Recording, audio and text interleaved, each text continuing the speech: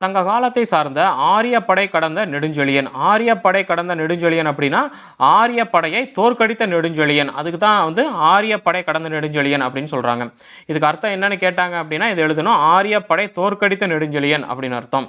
சங்க காலத்தை சார்ந்த ஆரியப்படை கடந்த நெடுஞ்செழியன் தான் எழுதிய புறநானூற்று பாடலில் 183வது பாடல் அதான் சொல்கிறாங்க.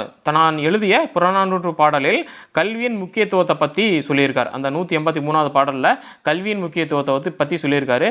எப்படி சொல்லியிருக்காரு அப்படின்னா, தனது பாடலில் அவர் ஏழ்மை நிலையில் இருப்பவரும் ஆசிரியர்களிடம் சென்று கற்க வேண்டும்னு சொல்கிறாரு. அதாவது என்னென்னா, ரொம்பவும் ஏழ்மை நிலையில் ரொம்பவும் ஒருமையில் இருக்கவங்களும் பார்த்தீங்கன்னா போய் கல்வி கற்கணும் அப்படின்னு சொல்கிறாரு என்பதையும், கற்பிக்கும் ஆசிரியர்களுக்கு பரிசில் வழங்க வேண்டும் என்பதையும் வலியுறுத்துகிறார். அதாவது என்னென்னா, ஏழ்மை நிலையில் இருக்கிறவங்களும் ஆசிரியர்கள்ட்ட போய் கல்வி கற்க வேண்டும். அப்படி ஏழ்மை நிலையில் இருக்கிறவங்களுக்கு எந்த ஆசிரியர் கல்வி கற்பிக்கிறாரோ அந்த ஆசிரியருக்கு பரிசில் வழங்க வேண்டும் அப்படிங்கிறதையும் பார்த்தீங்கன்னா நெடுஞ்செழியன் வலியுறுத்தியிருக்காரு. மேலும் என்ன சொல்கிறாரு அப்படின்னா, அந்த பாடலில் புறநானூற்று பாடலில் நெடுஞ்செழியன் என்ன சொல்கிறாரோ அதை தான் இங்கே சொல்லிட்டு இருக்காங்க.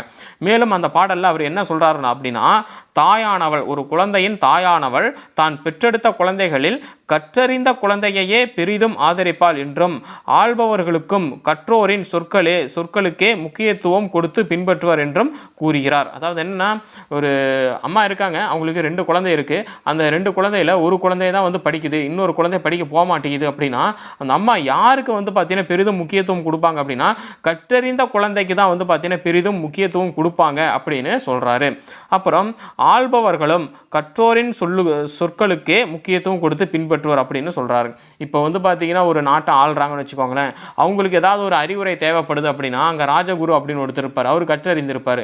ஸோ அவர் என்ன சொல்கிறாரோ அதை தான் பார்த்தீங்கன்னா இந்த ஆள்பவர் அரசர் பார்த்தீங்கன்னா கேட்பாங்க அப்படிங்கிறது தான் இதில் சொல்கிறாரு. அதாவது ஆள்பவரும் கற்றோரின் சொற்களுக்கே முக்கியத்துவம் கொடுத்து பின்பற்றுவார் அப்படின்னு சொல்கிறாரு.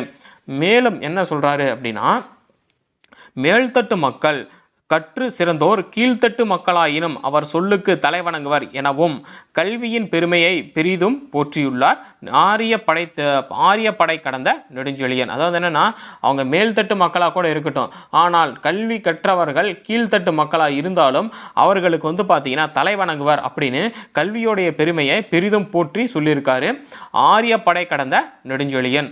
ஆரியப்படை கடந்த நெடுஞ்செழியன் கல்வி பற்றி என்னென்ன சொல்லியிருக்காரு அப்படின்னு கேள்வி கேட்டார் அப்படின்னா இதெல்லாம் பார்த்தீங்கன்னா எழுதணும். ஆரியப்படை நெடுஞ்செழியன் புறநானூற்று பாடலான 183வது பாடலில் பார்த்தீங்கன்னா கல்வியின் முக்கியத்துவத்தை பற்றி சொல்லியிருக்காரு.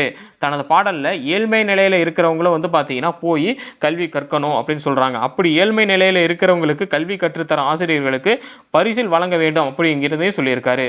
அப்புறம் ஒரு தாயானவள் பார்த்தீங்கன்னா எப்போவுமே அவளுடைய கற்றறிந்த குழந்தைக்கு தான் பெரிதும் முக்கியத்துவம் கொடுப்பாள், பெரிதும் ஆதரிப்பாள் அப்படின்னும், ஆள்பவர்கள் அரசரே பார்த்தீங்கன்னா கற்றறிந்தவர்களுக்கு தான் தலைவணங்குவார் அப்படின்னும், மேல்தட்டு மக்கள் ஆயினும் கற்றறிந்தவர்கள் கீழ்த்தட்டு மக்களாக இருந்தாலுமே அவங்களுக்கு தலைவணங்குவாங்க அப்படின்னு கல்வியின் பெருமையை பற்றி பார்த்தீங்கன்னா ஆரியப்படை கடந்த நெடுஞ்செழியன் பார்த்தீங்கன்னா சொல்லியிருக்காரு.